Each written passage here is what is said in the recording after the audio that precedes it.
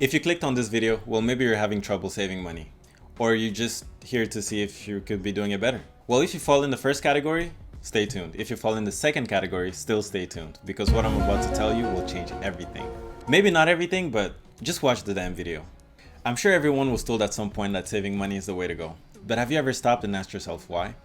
You might be saving for an emergency, for when you get into an accident, or maybe you want to do YouTube.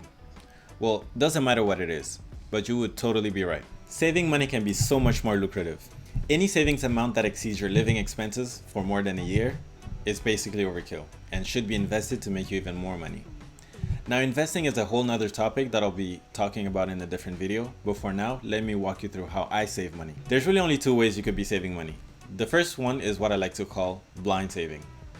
Now, blind saving is when you have a piggy bank or maybe a savings account where you just throw random amounts of money at different intervals. It could be $50 tomorrow, $25 the next day, or maybe chunk change from your grocery run at Ralph's. And then there's a smart way. Now, for only $44.95 per month for 6 months, I'll show you just how to do that in my live webinar every Sunday. I'm just kidding, but in all seriousness, to save money the right way, in an efficient way, and an effective way, there's only 3 major steps you need to follow. Let's get right into this. First step is figuring out how much money you earn per month. Now, if you have a job like most people do, chances are you get paid bi-weekly. And if so, multiply your paychecks by 2 and you'll figure out how much money you earn per month. And if you work full-time, chances are you work only 40 hours per week and your checks always look about the same. So go ahead and take that amount and double it as well. Or if you get paid monthly, then just take that amount. You won't have to multiply by 2. After you figured out your income, we're ready to move on to step 2. And for this step, to make it easier on yourself, I'm going to have you use a piece of paper or maybe your phone. We're going to create a table with 6 different columns. They're going to be transportation, bills, food, personal care, household supplies, and entertainment. Go through your previous banking statements and your banking apps for the previous month. Check each of your different transactions and note them down under the proper category.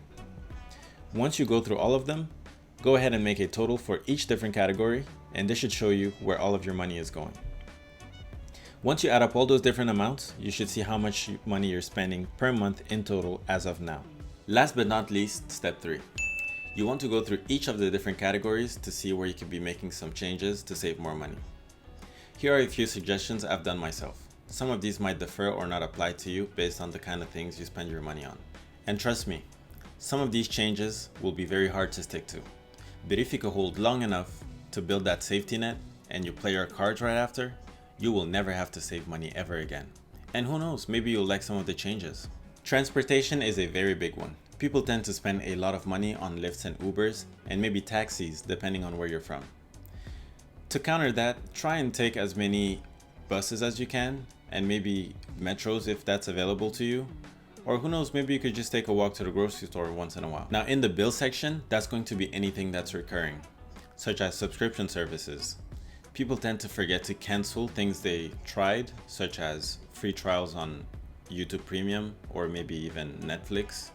I understand that, but it's very important to cancel them if you're not going to go through with it. The food category is usually where you can make the biggest impact. I used to buy a lot of fast food when I was younger, probably every day. Now, you could go ahead and buy yourself a Big Mac combo at McDonald's for $7 to $8. It's good and everything, and it'll feed you for, right then and there. But I told myself I could spend any amount at the grocery store if I could reduce my fast food spending. So by going to the grocery store and purchasing a pack of premium beef patties, some frozen fries, and some soda, that could feed me for several lunches, even though it might come at a higher price up front. But compared to the $7 to $8 I would spend at McDonald's, it wouldn't make sense to keep buying fast food if I could feed myself for multiple days. Going that route will not only save you a lot of money, but you'll end up eating a lot healthier. After you've gone through all of the different categories and you have an idea on how much you can save in each, go ahead and subtract those from the total you obtained in that category earlier. This new amount is what you should challenge yourself to stay under in terms of spending next month. You would be surprised at how much money you can save. The first time I tried it, I went beyond my projected savings and it started feeling like a game.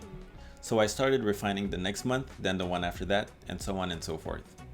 And seeing my progress just made me addicted to saving money and bringing me leaps closer to my safety net. If you made it this far into this video, then you're definitely committed to turning your finances around. Go down in the comment section below, type your name backwards, along with how much money you expect to earn on your first month after making your refined spending plan. Just to confuse everybody, because why the hell not? If you enjoyed this video, make sure to hit that like button. If you enjoy content like this, hit that subscribe button and notification bell because there's plenty more coming. Until then, bye bye.